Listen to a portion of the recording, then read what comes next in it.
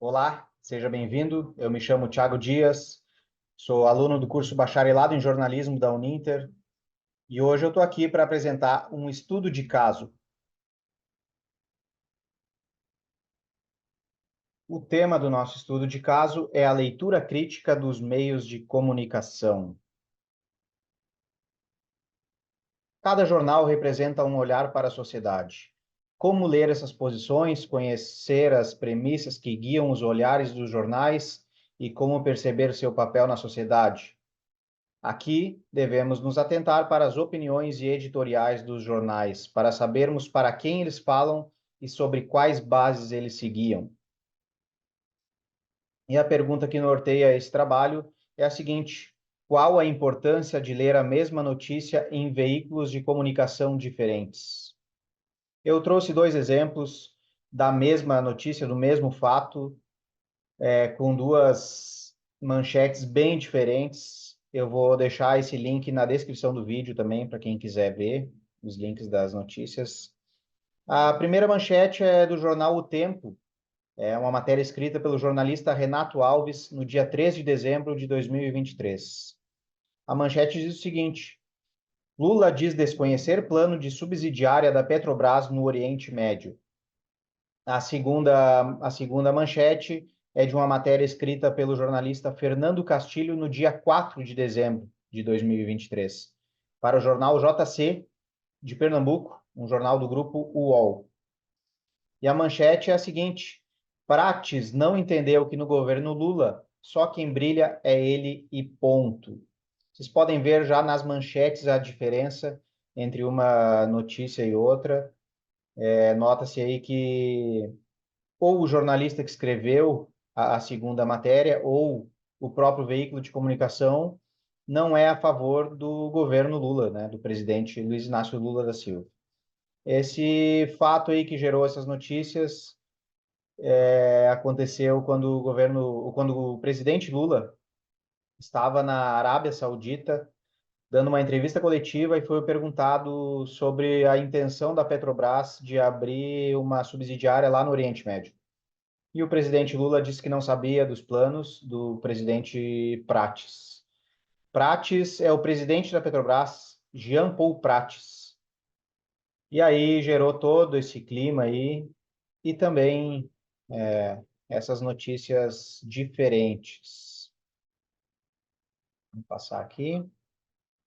É importante que você entenda, e é muito importante, que você entenda que os veículos de comunicação têm suas linhas editoriais e seus posicionamentos, mesmo que implícitos. Portanto, a mesma notícia pode ter pontos de vista e desdobramentos diferentes em jornais ou emissoras diferentes.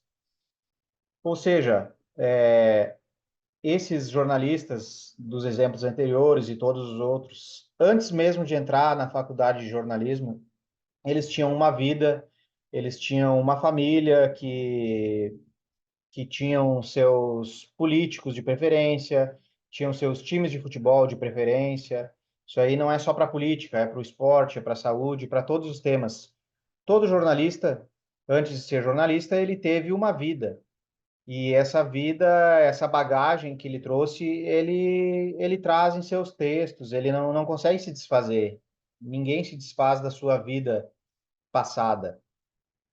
Então, a não ser que esse jornalista seja um jornalista de opinião, ele tem que tomar o cuidado apenas de dar voz a todas as partes envolvidas nessa notícia que ele está dando.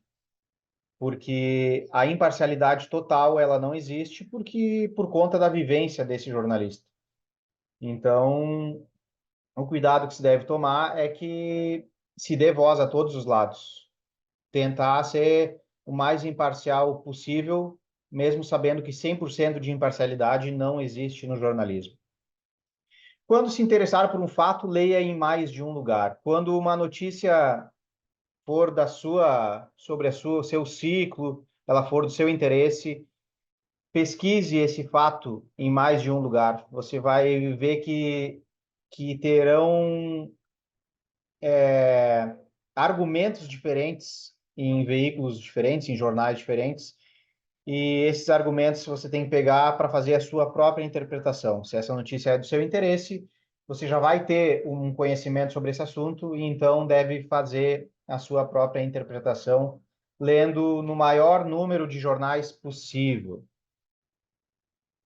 E para encerrar esse assunto, eu trago uma frase do filósofo alemão Nietzsche. Nietzsche foi um filósofo alemão que, entre muitas frases, tem essa aqui: não há fatos eternos como não há verdades absolutas. Pense nessa frase e leve consigo para fazer uma leitura crítica das notícias que são do seu interesse. E com essa frase eu encerro esse trabalho. Agradeço a você que acompanhou até o fim do vídeo e nos encontramos na próxima. Muito obrigado.